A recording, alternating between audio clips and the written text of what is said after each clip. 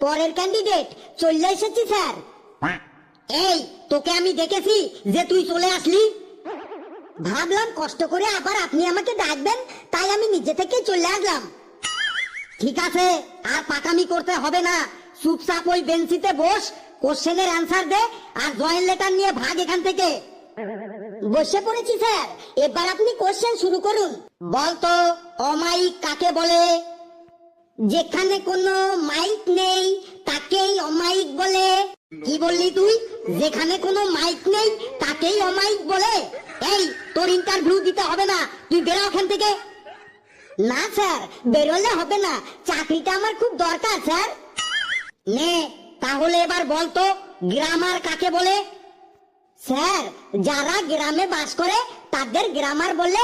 Grammar হলো দু প্রকার, একটা হলো বাংলা গ্রামার আর একটা হলো ইংলিশ গ্রামার। যারা বাংলাদেশের গ্রামে বাস করে তাদের বাংলা গ্রামার বলে, আর যারা ইংল্যান্ডের গ্রামে বাস করে তাদের ইংলিশ গ্রামার বলে। কি বললি তুই? যারা গ্রামে বাস করে তাদের গ্রামার বলে? এই এই তুই বেরো ওখান থেকে, তুই বেরো। না স্যার, বেরোলে হবে না, চাকরিটা আমাকে পেতেই হবে। নে ইতিহাস থেকে একটা কোশ্চেন করছি, বল ইংরেজদের শাসনকাল আর এখনকার শাসনকালের মধ্যে একটা পার্থক্য বল।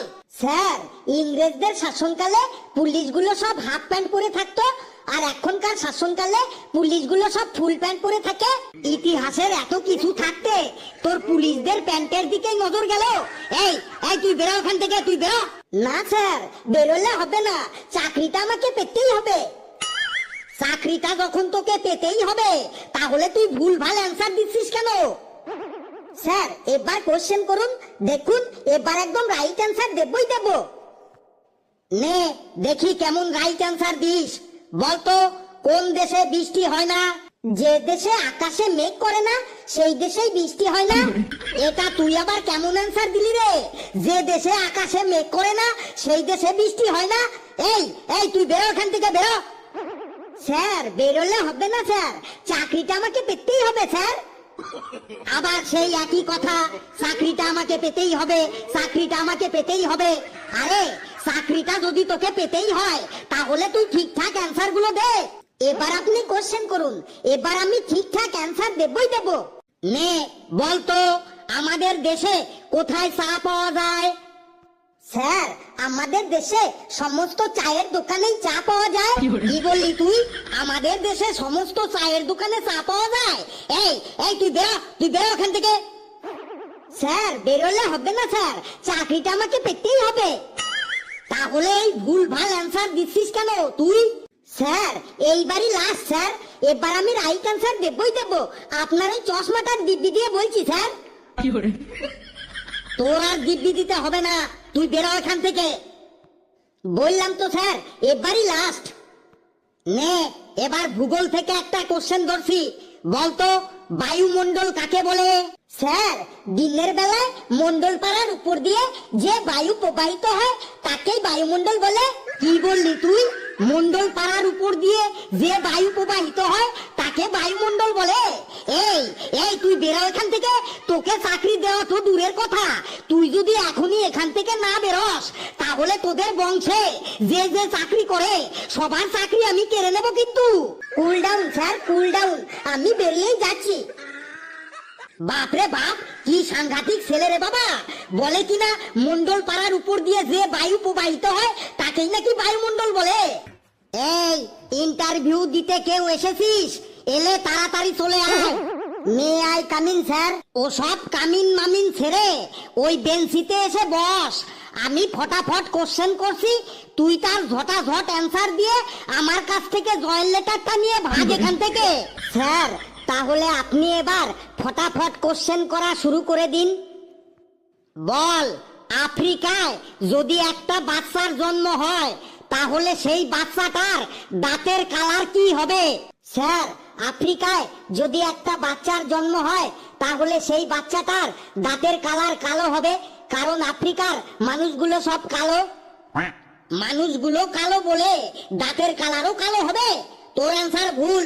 তাহলে স্যার, বাচ্চাটার দাঁতের কালার সাদা হবে? না, এটাও ভুল অ্যান্সার। কেন ভুল অ্যান্সার? দাঁতের কালার তো সাদাই হয়। আরে আমার কোশ্চেনটা ভালো করে বোঝ। আমি বলেছি আফ্রিকায় একটা বাচ্চার জন্ম হলে তার দাঁতের কালার কি হবে। আরে বাচ্চা জন্মানোর সময় বাচ্চার কি কোনো দাঁত থাকে? বাচ্চার তো কোনো দাঁতই থাকে না, তো তার কালার আবার কি হবে? সত্যি তো, বাচ্চা জন্মানোর সময় বাচ্চার তো কোনো দাঁতই থাকে না। ছি ছি ছি, এত সহজ একটা কোশ্চেনের অ্যান্সার দিতে পারলাম না। ছি ছি ছি, আর ছি ছি করতে হবে না। এবার বল, একটা বাঘের সামনে একটা হরিণ রাখা হলো, কিন্তু বাঘটা হরিণটাকে খেলো না কেন? বলেন কি স্যার, একটা বাঘের সামনে একটা হরিণ রাখা হলো আর বাঘটা হরিণটাকে খেলো না, এটা আবার হয় নাকি? হ্যাঁ হয়, কারণ ওই বাঘটা মাটির বাঘ ছিল, মানে মাটি দিয়ে বানানো বাঘ ছিল, তাই হরিণটিকে খেতে পারলো না। ওহো, এই ব্যাপার। ছি ছি ছি, এত সহজ একটা কোশ্চেনের অ্যান্সার দিতে পারলাম না। ছি ছি ছি। নিন, এবার অন্য কোশ্চেন ধরুন, এবার আমি অ্যান্সার দেবই দেব। নে, তাহলে এবার বলতো, একটা হরিণের সামনে একটা বাঘকে রাখা হলো, কিন্তু বাঘটা হরিণটাকে খেলো না কেন? কারণ বাঘটা মাটির বাঘ ছিল, তাই হরিণটিকে খেলো না। না, এখানে বাঘটা সত্যিকারের বাঘ ছিল আর হরিণটা মাটির ছিল, তাই বাঘটা হরিণটিকে খেলো না। ওহো, ছি ছি ছি, এত সহজ একটা কোশ্চেনের অ্যান্সার দিতে পারলাম না। ছি ছি ছি। নিন, এবার কোশ্চেন করুন, এবার আমি রাইট অ্যান্সার দেবই দেব। বলতো, একটা হরিণকে আর একটা বাঘকে সামনাসামনি রাখা হলো, কিন্তু বাঘটা হরিণটাকে খেলো না কেন? এখানে হয় বাঘটা মাটি দিয়ে তৈরি ছিল, না হয় হরিণটা মাটি দিয়ে তৈরি ছিল, তাই বাঘটা হরিণটাকে খেলো না। না, এটাও ভুল অ্যান্সার। এখানে বাঘ আর হরিণ দুটোই মাটি দিয়ে তৈরি ছিল, তাই বাঘটা হরিণটাকে খেলো না।